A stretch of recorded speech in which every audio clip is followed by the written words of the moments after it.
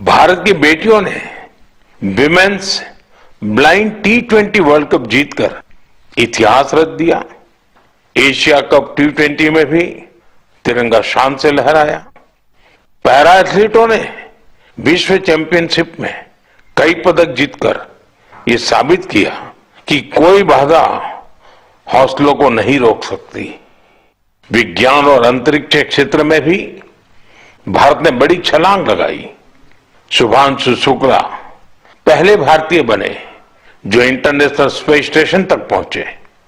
पर्यावरण संरक्षण और वन्य जीवों की सुरक्षा से जुड़े कई प्रयास भी 2025 की पहचान बने। भारत में चीतों की संख्या भी अब 30 से ज्यादा हो गई है। 2025 में आस्था, संस्कृति और भारत की अद्वितीय विरासत सब एक साथ दिखाई दी। साल के शुरुआत में प्रयागराज महाकुंभ के आयोजन ने पूरी दुनिया को चकित किया। साल के अंत में अयोध्या में राम मंदिर पर ध्वजारोहण के कार्यक्रम ने हर भारतीय को गर्व से भर दिया। स्वदेशी को लेकर भी लोगों का उत्साह खूब दिखाई दिया। लोग वही सामान खरीद रहे हैं जिसमें किसी भारतीय का पसीना लगा हो और जिसमें भारत की मिट्टी की सुगंध हो। आज हम गर्व से कह सकते हैं 2025 ने भारत को और अधिक आत्मविश्वास दिया है। ये बात भी सही है, इस वर्ष प्राकृतिक आपदाएं हमें झेलनी पड़ी, अनेक क्षेत्रों में झेलनी पड़ी। अब देश 2026 में नई उम्मीदों, नए संकल्पों के साथ आगे बढ़ने को तैयार है। मेरे प्यारे देशवासियों, आज दुनिया भारत को बहुत आशा के साथ देख रही है। भारत से उम्मीद की सबसे बड़ी वजह है हमारी युवा शक्ति। विज्ञान के क्षेत्र में हमारी उपलब्धियां, नए नए इनोवेशन, टेक्नोलॉजी का विस्तार, इनसे दुनिया भर के देश बहुत प्रभावित हैं। साथियों, भारत के युवाओं में हमेशा कुछ नया करने का जुनून है और वो उतने ही जागरूक भी हैं। मेरे युवा साथी कई बार मुझसे ये पूछते हैं कि नेशन बिल्डिंग में वो अपना योगदान और कैसे बढ़ाएं, वो कैसे अपने आइडिया शेयर कर सकते हैं। कई साथी पूछते हैं कि मेरे सामने वो अपने आइडियाज का प्रेजेंटेशन कैसे दे सकते हैं। हमारे युवा साथियों की इस जिज्ञासा का समाधान है विकसित भारत यंग लीडर्स डायलॉग। पिछले साल इसका पहला एडिशन हुआ था। अब कुछ दिन बाद उसका दूसरा एडिशन होने वाला है। अगले महीने की 12 तारीख को स्वामी विवेकानंद जी की जयंती के अवसर पर राष्ट्रीय युवा दिवस मनाया जाएगा। इसी दिन यंग लीडर्स डायलॉग का भी आयोजन होगा और मैं भी इसमें जरूर शामिल होऊंगा। इसमें हमारे युवा इनोवेशन, फिटनेस, स्टार्टअप और एग्रीकल्चर जैसे महत्वपूर्ण विषयों पर अपने आइडियाज शेयर करेंगे। मैं इस कार्यक्रम को लेकर बहुत ही उत्सुक हूं। साथियों, मुझे ये देखकर अच्छा लगा कि इस कार्यक्रम में हमारे युवाओं की भागीदारी बढ़ रही है। कुछ दिनों पहले ही इससे जुड़ा एक क्विज कंपटीशन हुआ। इसमें 50 लाख से अधिक युवा शामिल हुए। एक निबंध प्रतियोगिता भी हुई जिसमें स्टूडेंट्स ने विभिन्न विषयों पर अपनी बातें रखी। इस प्रतियोगिता में तमिलनाडु पहले और उत्तर प्रदेश दूसरे स्थान पर रहा। साथियों, आज देश के भीतर युवाओं को प्रतिभा दिखाने के नए नए अवसर मिल रहे हैं। ऐसे बहुत से प्लेटफॉर्म्स विकसित हो रहे हैं जहां युवा अपनी योग्यता और रुचि के अनुसार टैलेंट दिखा सकते हैं। ऐसा ही एक प्लेटफॉर्म है स्मार्ट इंडिया हैकेथॉन। एक और ऐसा माध्यम जहां आइडियाज एक्शन में बदलते हैं। साथियों, स्मार्ट इंडिया हैकेथॉन 2025 का समापन इसी महीने हुआ है। इस हैकाथॉन के दौरान 80 से अधिक सरकारी विभागों की 270 से ज्यादा समस्याओं पर स्टूडेंट्स ने काम किया। स्टूडेंट्स ने ऐसे सॉल्यूशन दिए जो रियल लाइफ चैलेंजेस से जुड़े थे, जैसे ट्रैफिक की समस्या है, इसे लेकर युवाओं ने स्मार्ट ट्रैफिक मैनेजमेंट से जुड़े बहुत ही इंटरेस्टिंग पर्सपेक्टिव शेयर किए। फाइनेंशियल फ्रॉड्स और डिजिटल एरेस जैसी चुनौतियों के समाधान पर भी युवाओं ने अपने आइडियाज सामने रखे। गांवों में डिजिटल बैंकिंग के लिए साइबर सिक्योरिटी फ्रेमवर्क पर सुझाव दिया। कई युवा एग्रीकल्चर सेक्टर की चुनौतियों के समाधान में जुटे रहे। साथियों, पिछले 7-8 साल में स्मार्ट इंडिया हैकाथॉन में 13 लाख से ज्यादा स्टूडेंट्स और 6,000 से ज्यादा इंस्टीट्यूट्स हिस्सा ले चुके हैं। युवाओं ने सैकड़ों प्रॉब्लम्स के सटीक सॉल्यूशंस भी दिए हैं।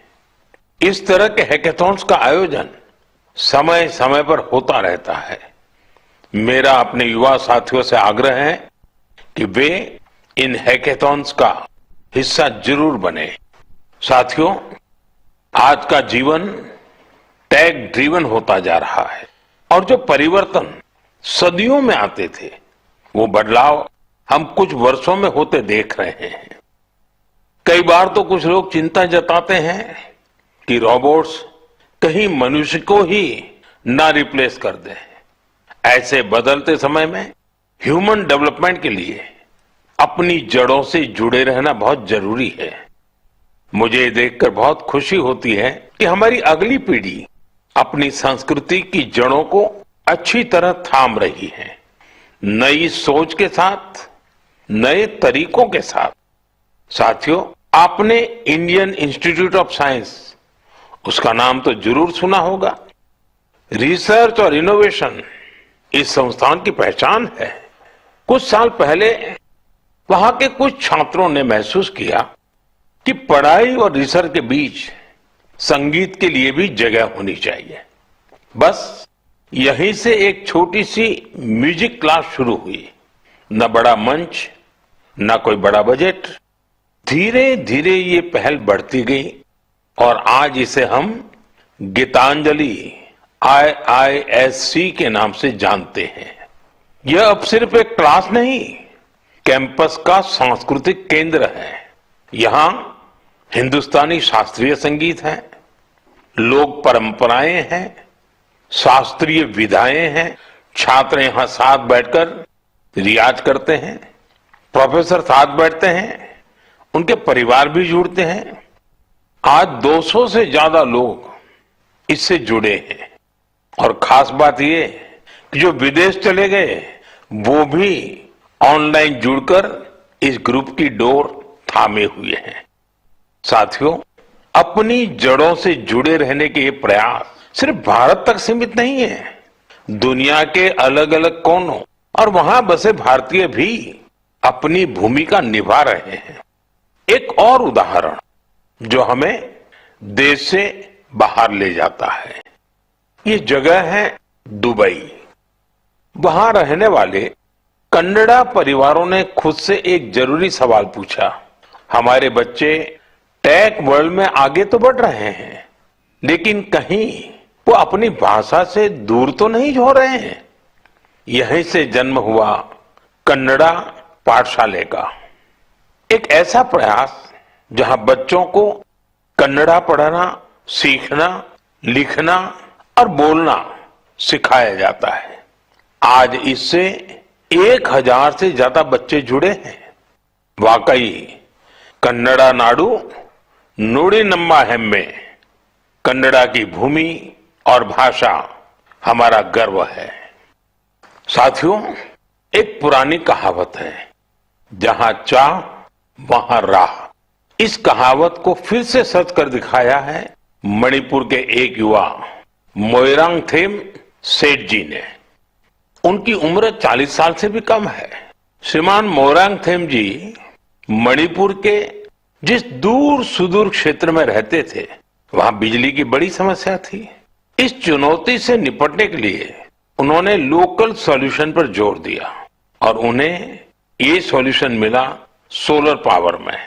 हमारे मणिपुर में वैसे भी सोलर एनर्जी पैदा करना आसान है, तो मोइरांग थेमजी ने सोलर पैनल लगाने का अभियान चलाया और इस अभियान की वजह से आज उनके क्षेत्र के सैकड़ों घरों में सोलर पावर पहुंच गई है। खास बात यह है कि उन्होंने सोलर पावर का उपयोग हेल्थ केयर और आजीविका को बेहतर बनाने के लिए किया है। आज उनके प्रयासों से मणिपुर में कई हेल्थ सेंटर्स को भी सोलर पावर मिल रही है। उनके इस काम से मणिपुर की नारी शक्ति को भी बहुत लाभ मिला है। स्थानीय मछुआरों और कलाकारों को भी इससे मदद मिली है। साथियों, आज सरकार पीएम सूर्यघर मुफ्त बिजली योजना के तहत हर लाभार्थी परिवार को सोलर पैनल लगाने के लिए करीब करीब 75 से 80 हजार रुपए दे रही है। मोइरांग थेमजी के ये प्रयास यूं तो व्यक्तिगत प्रयास है, लेकिन सोलर पावर से जुड़े हर अभियान को नई गति दे रहे हैं। मैं मन की बात के माध्यम से उन्हें अपनी शुभकामनाएं देता हूं। मेरे प्यारे देशवासियों, आइए अब जरा हम जम्मू कश्मीर की तरफ चलते हैं। जम्मू कश्मीर की सांस्कृतिक और ऐतिहासिक विरासत, उसकी एक ऐसी गाथा साझा करना चाहता हूं जो आपको गर्व से भर देगी। जम्मू कश्मीर के बारामूला में जेहनपोरा नाम की एक जगह है।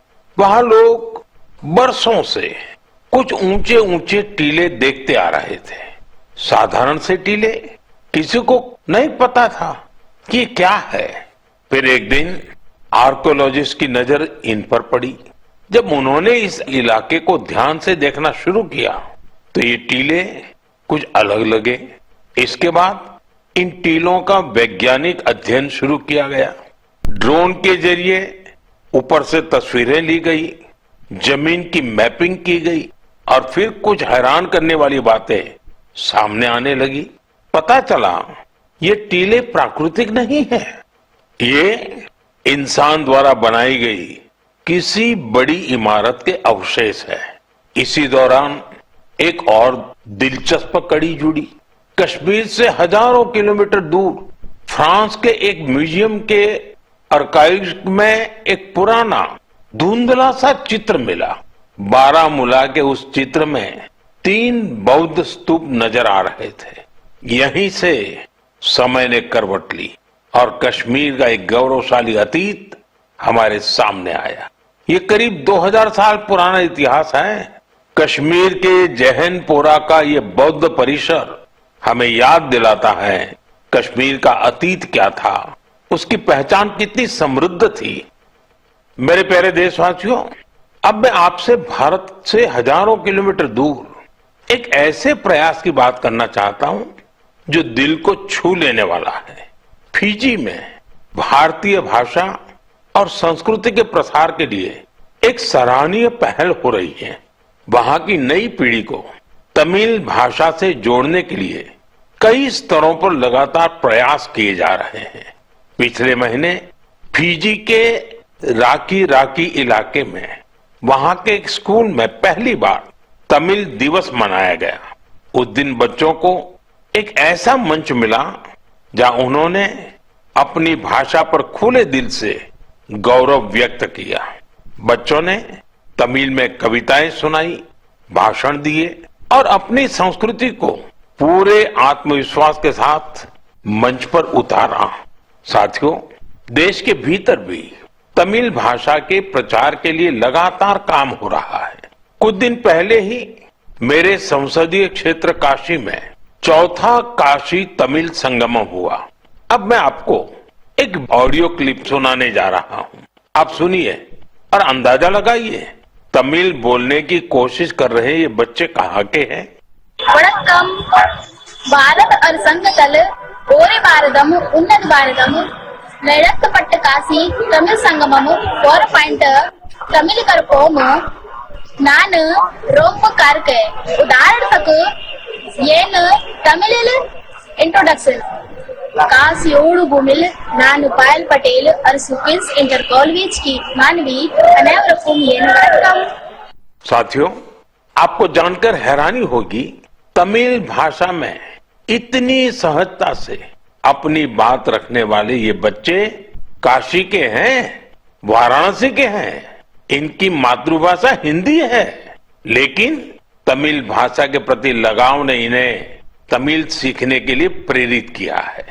इस साल वाराणसी में काशी तमिल संगमम के दौरान तमिल सीखने पर खास जोर दिया गया था।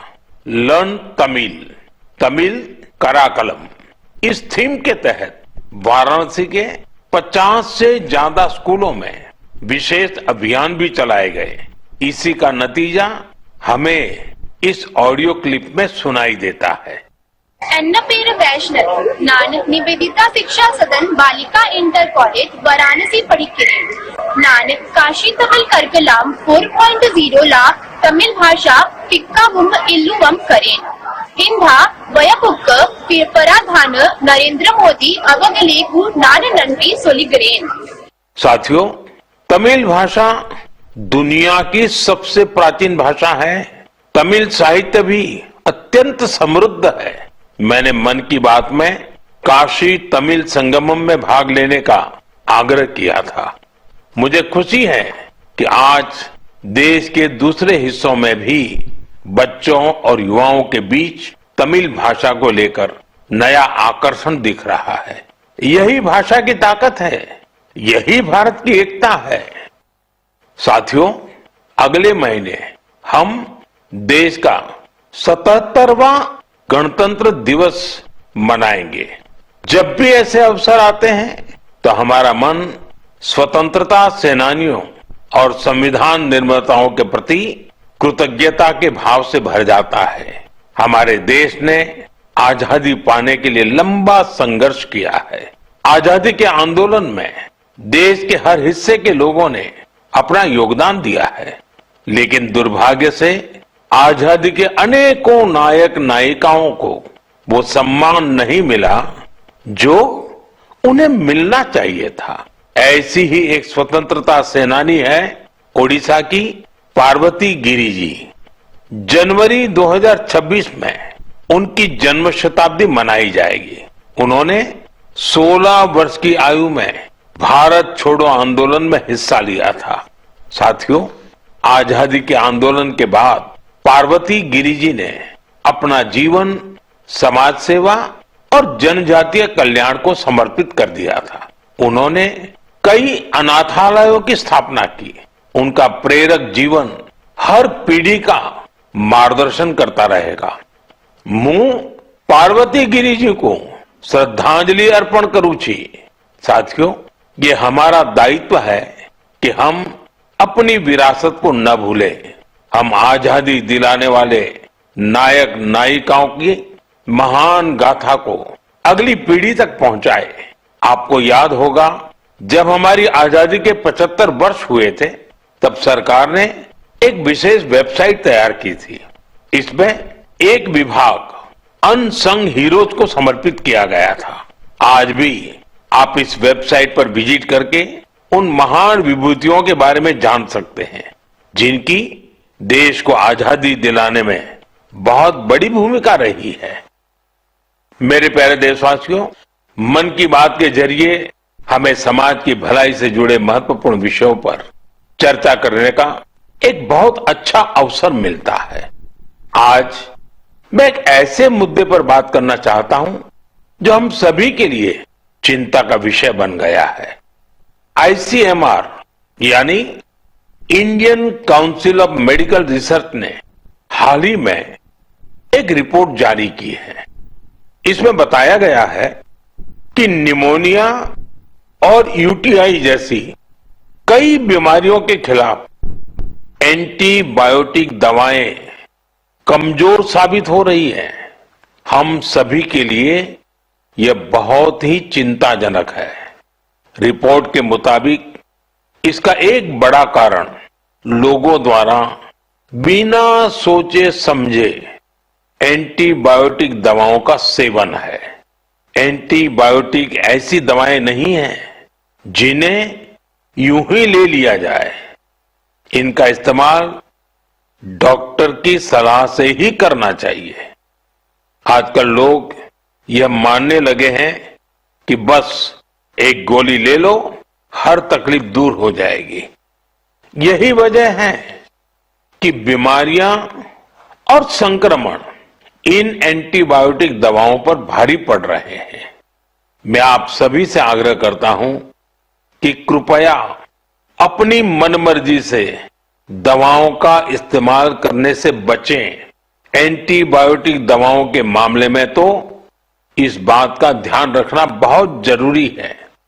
मैं तो यही कहूंगा, मेडिसिन के लिए गाइडेंस और एंटीबायोटिक्स के लिए डॉक्टर्स की जरूरत है। ये आदत आपकी सेहत को बेहतर बनाने में बहुत मददगार साबित होने वाली है।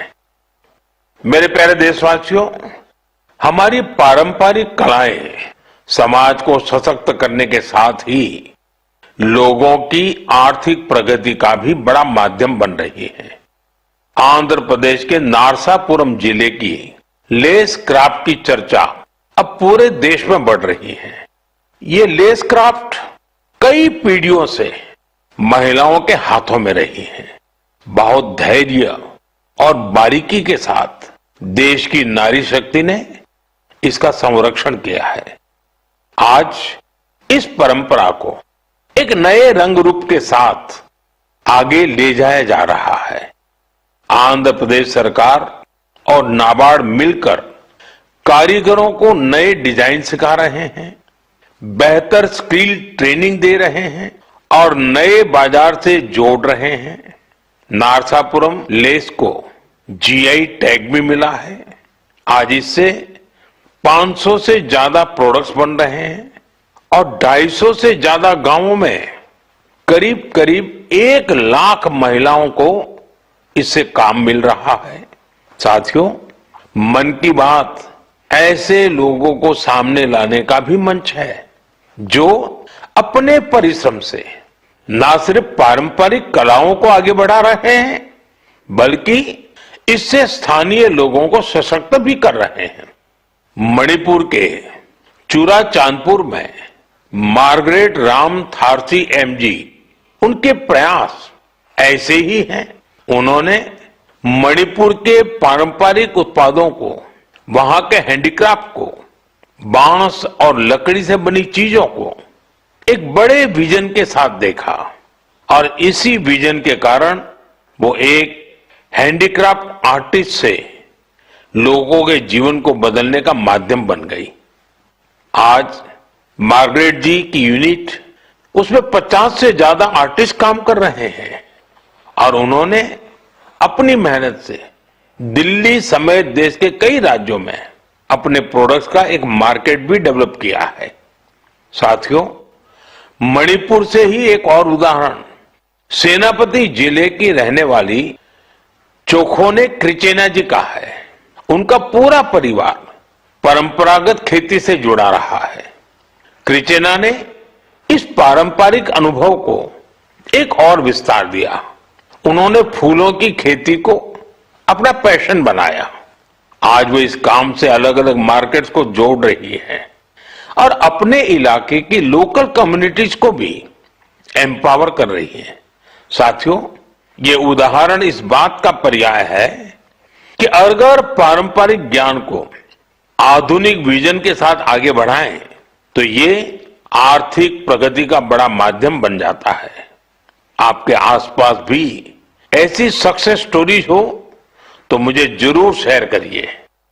साथियों, हमारे देश की सबसे खूबसूरत बात यह है कि साल भर हर समय देश के किसी न किसी हिस्से में उत्सव का माहौल रहता है। अलग अलग पर्व त्योहार तो है ही, साथ ही विभिन्न राज्यों के स्थानीय उत्सव भी आयोजित होते रहते हैं। यानी अगर आप घूमने का मन बनाएं तो हर समय देश का कोई न कोई कोना अपने यूनिक उत्सव के साथ तैयार मिलेगा। ऐसा ही एक उत्सव इन दिनों कच्छ के रण में चल रहा है। इस साल कच्छ रणोत्सव का यह आयोजन 23 नवंबर से शुरू हुआ है, जो 20 फरवरी तक चलेगा।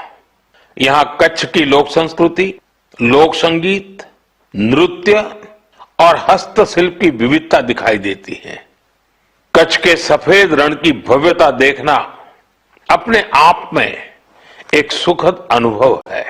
रात के समय जब सफेद रण के ऊपर चांदनी फैलती है, वहां का दृश्य अपने आप में मंत्र मुग्ध कर देने वाला होता है।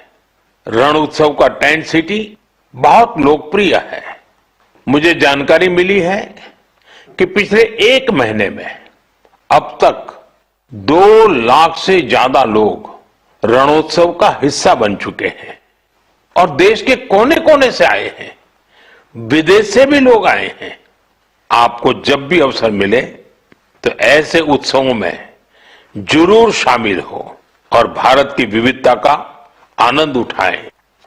साथियों, 2025 में मन की बात का ये आखिरी एपिसोड है। अब हम साल 2026 में ऐसे ही उमंग और उत्साह के साथ, अपनेपन के साथ अपने मन की बातों को करने के लिए मन की बात के कार्यक्रम में जरूर जुड़ेंगे। नई ऊर्जा, नए विषय और प्रेरणा से भर देने वाली देशवासियों की अनगिनत गाथाओं मन की बात में हम सबको जोड़ती हैं। हर महीने मुझे ऐसे अनेक संदेश मिलते हैं जिसमें विकसित भारत को लेकर लोग अपना विजन साझा करते हैं। लोगों से मिलने वाले सुझाव और इस दिशा में उनके प्रयासों को देखकर ये विश्वास और मजबूत होता है। और जब ये सब बातें मेरे तक पहुंचती हैं तो विकसित भारत का संकल्प जरूर सिद्ध होगा। ये विश्वास दिनों दिन मजबूत होता जाता है। साल 2026 इस संकल्प सिद्धि की यात्रा में एक अहम पड़ाव साबित हो। आपका और आपके परिवार का जीवन खुशहाल हो, इसी कामना के साथ इस एपिसोड में विदाई लेने से पहले मैं जरूर कहूंगा, फिट इंडिया मूवमेंट, आपको भी फिट रहना है। ठंडी का ये मौसम व्यायाम के लिए बहुत उपयुक्त होता है। व्यायाम जरूर करें। आप सभी को 2026 की बहुत बहुत शुभकामनाएं। धन्यवाद। प्रधानमंत्री नरेंद्र मोदी को सुन रहे थे आप। प्रधानमंत्री नरेंद्र मोदी मन की बात कार्यक्रम के जरिए देशवासियों को संदेश दे रहे थे। कहा ऑपरेशन सिंदूर देश का गर्व बना। साथ ही नए साल को लेकर उन्होंने शुभकामनाएं भी दी। कहा भारत ने हर क्षेत्र में अपनी छाप छोड़ी है। इस साल ने कई उपलब्धियों से देश को जोड़ा है। वंदे मातरम अभियान में लोगों ने बढ़ चढ़कर हिस्सा लिया। ऑपरेशन सिंदूर का जिक्र भी उन्होंने किया।